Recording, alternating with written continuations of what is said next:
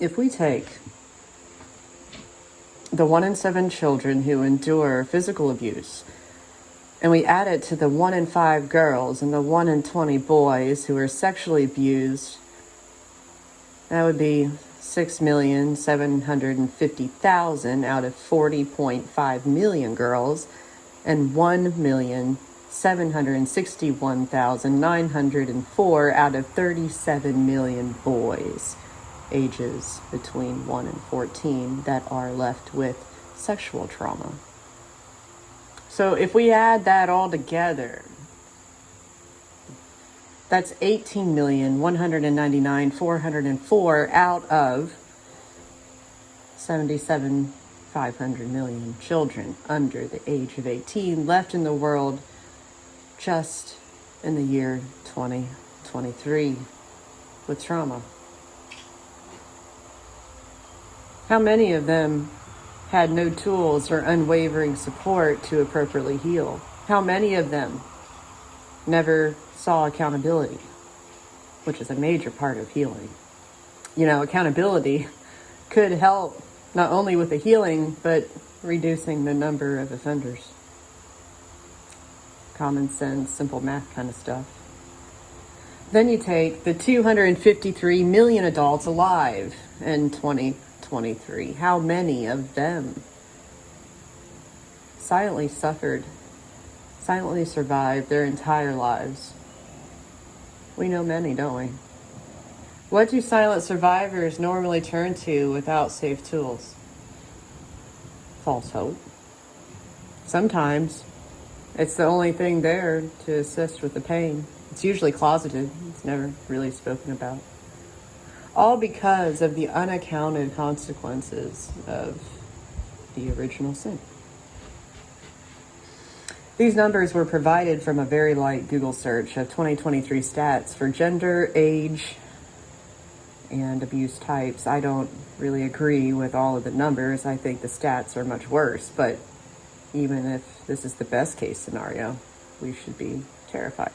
Even the Bible talks about the 7-year generational curse. So if by the 5th and 6th generations of silence, of cover-ups, of just expecting everybody to be okay, and all of these points of impact provenly alter a person's makeup, by the 5th and 6th generation of evil getting away with evil and only multiplying their henchmen, by the pain that they inflict and teach, by that 5th or 6th generation, the numbers of the hurt, misunderstood, silenced, those who were unknowingly carrying the burden of our predecessors, their shame that altered their predecessors' makeup, that we lived with, that we learned from, that we watched either flourish or self-destruct. With this understanding, we could not only forgive more easily, but also heal with or without resolution. However, not everyone can find the same source and tools to be able to do that. But there's got to come a point where the balance weighs too far into the dark. Just as the darkness attacks us the most when we are earnestly seeking and pursuing the good and the things of the light, and yet here we are. This is spiritual. I hope we can all agree on that. Again, look around you. We are all products of this in one way or another. Our children are caught in wars they never asked for. Our children are being abused and silenced, which only allows more abuse to occur. Our children are being trafficked. Our children are being fed drugs, both legal and illegal. Our children are being taken out of their assigned gender by their parents before they understand what gender is. Our children are being taught hate. Without appropriate controls of the use of the internet, it is causing a huge disconnection within them and more offenses that are being brought on to them through it. And my generation, we've allowed it. People like me, people who understand what it's like to be deceived by those in authority from a young age, who were manipulated by those we trusted, who tarnished our reputations and assigned blame instead of carrying their own guilt. On the other side of that healing, we understand what a special gift we were actually given because it's easier for us to recognize the signs. It's easier for those who have had to tread through every inch of that rot-ridden deception and misuse of power that caused us to lose our identity before it even had time to form. I can honestly say I wouldn't wish my portion on my worst enemy. And that's exactly why I'm still here 30 years later. Not because I couldn't get past it, not because I have a vendetta against a single man or a group of them, or even a religious organization. Look around you. Look at what's going on around us. Look at your son, look at your daughter, look at your grandchildren. When this abuse goes in silent shame instead of being able to heal, it will most likely self-destruct.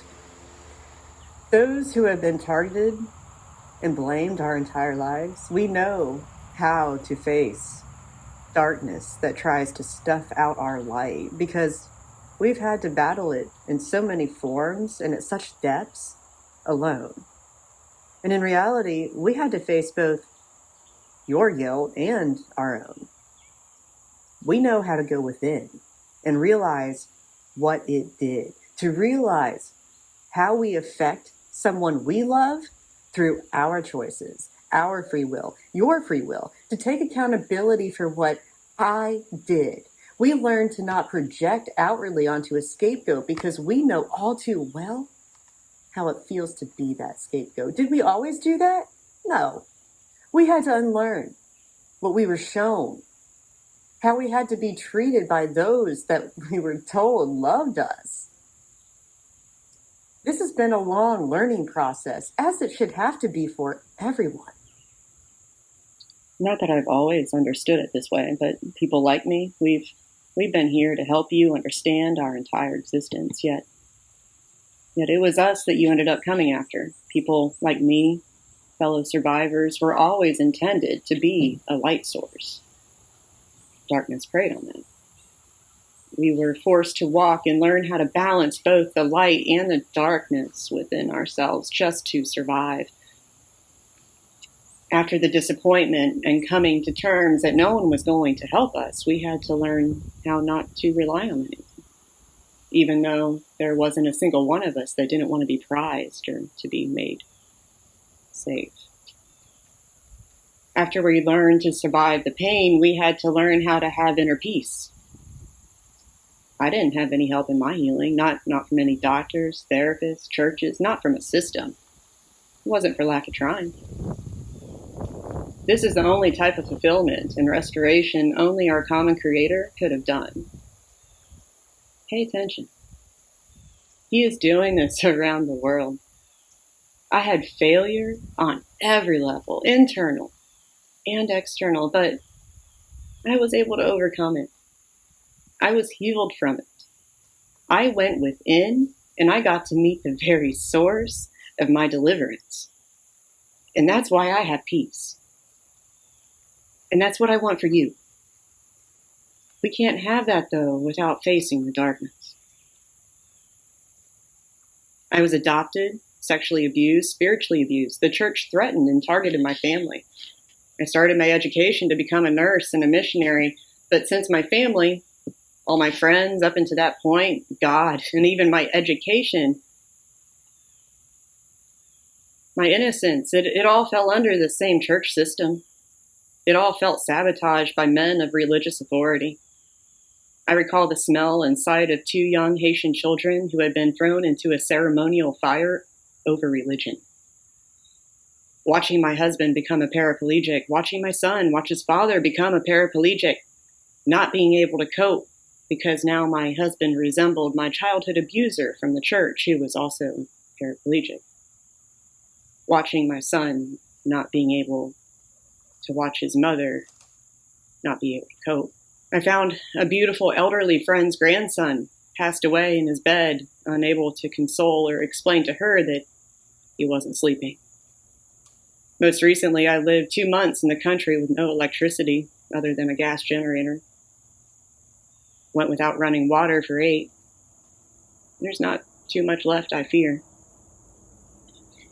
I've been misrepresented and misunderstood the majority of my life. I live in the spirit, not in religion. I have a quiet existence, and I'm surrounded by nature. My healer, he has been very good to me. My work is creative and involving. Turns out, I love research and learning.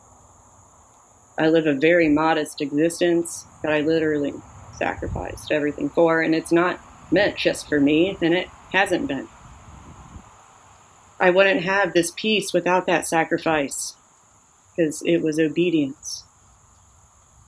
I speak up because I care. I've always cared. And that's the precious gift so far that many of you have missed. Please stay vigilant. Study, like on your own. Listen. Ask, connect, reconnect, whatever you have to do to assure that your spirit is aligned with our common Father, the very source of light and the right in this world.